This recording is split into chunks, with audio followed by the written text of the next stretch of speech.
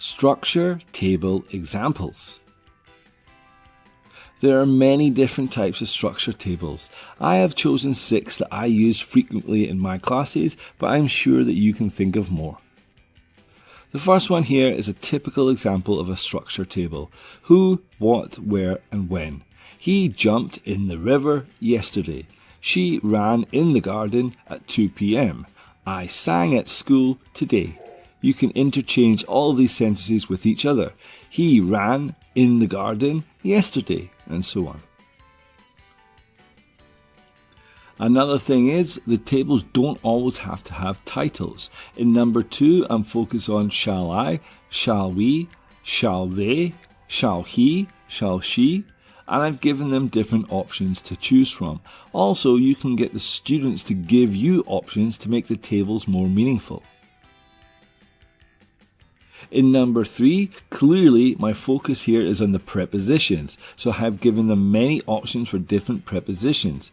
As they get more advanced, I obviously would make them change the nouns as well. The dog is on the table, the pencil is under the book, and so on. Number 4 table here is for a class that's a little bit more advanced. In these types of situations, I like to get them to finish the end part themselves. You can turn it into an activity where you get them to suggest actions or consequences. They write them on paper and then they can draw them out of a hat and then they can speak the sentence. For example, the room was so hot that I fell asleep, and so on. Number 5 table here, the focus is on the idiom. Something costs an arm and a leg. So then again, the students can give me suggestions. We can write it in the table, they can copy it down in their book, and then we can use them in a game or activity.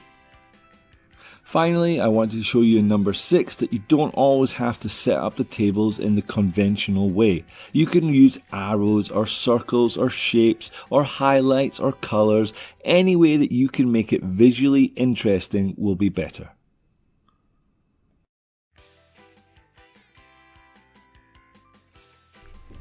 When you look at these table examples, remember they are just that. They are examples. There are many different ways to present these structures, and whatever way you want to do it for your class is going to be fine.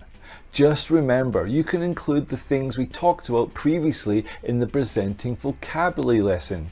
You can use colours, different colours for different types. Nouns can be blue, verbs can be green, and so on. Make it creative, make it visual, and they will engage more. Structures and meaning. So here I want to take a minute to think about some different ways we can convey meaning to our classes. Here are 4 teachers trying to show the meaning of the structure bigger than, not as big as, to their classes. Let's look at these teachers and how they present the structures. I want you to take a moment to think about and decide which is most effective, which is easiest to understand, which is most interesting for the students, and which is least interesting. So first of all, let's go through what each teacher did. Teacher 1 talked about the buildings in the student's hometown. The school is bigger than the post office. The mall is not as beautiful as the park. Teacher 2 called 2 students out to the front and got the class to compare them. Mary is taller than Cindy. Tony is not as fat as Mark.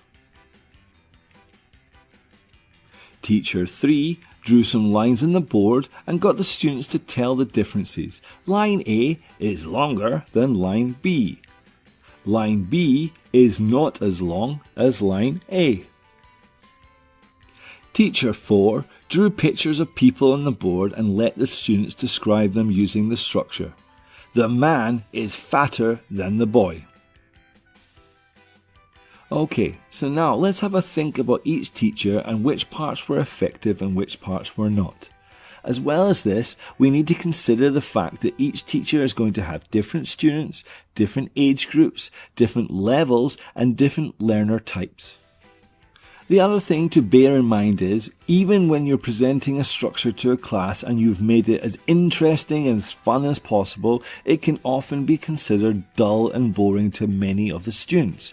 This is why you need to plan your time accordingly and present the structures after you've done an activity or a game that's been a bit more energetic, fun and exciting, so they are ready to settle down and listen. Okay, so let's go over each of the teachers. Teacher 1 talked about the buildings in the student's hometown. Now, I would say this is a very good method, because what he is doing here is he's relating the structure to the students. They are able to talk about their hometown, the place that they live, the place that they grew up. They will enjoy this. They want to talk about themselves. They want to describe where they live, and they want to say things about where they live. They want to show their opinions to you and the rest of their class. Slight variations to this would be get them to talk about their houses or their schools. You could get them in pairs or groups to describe their schools and compare their schools, compare their bedrooms, compare their houses, compare their gardens. Anything as long as it's personal about them. Teacher 2 called 2 students out to the front and compared them. This is a double-edged sword. Although it is very personal and it keeps the students interested, you do need to be careful. Some students are very thin-skinned and might take offence if someone says something not very nice, and you know naughty boys in the class will take advantage of it to say mean things. Mary is fatter than blah blah blah. Try to make sure if you do this that you're controlling the class and you have a class that are able to handle it. Teacher 3 drew some lines on the board and got the students to talk about them. This is fine, this is absolutely fine, but it can be seen as a little dull, so you would need to inject some fun and some energy into this activity. After you drew them on the board, maybe you could get students out in pairs to draw their own versions, or you could have a race. You could give them the sentence, line A is longer than line B, and they could run and draw the lines for you on the board. Just adding a little fun will make it more engaging.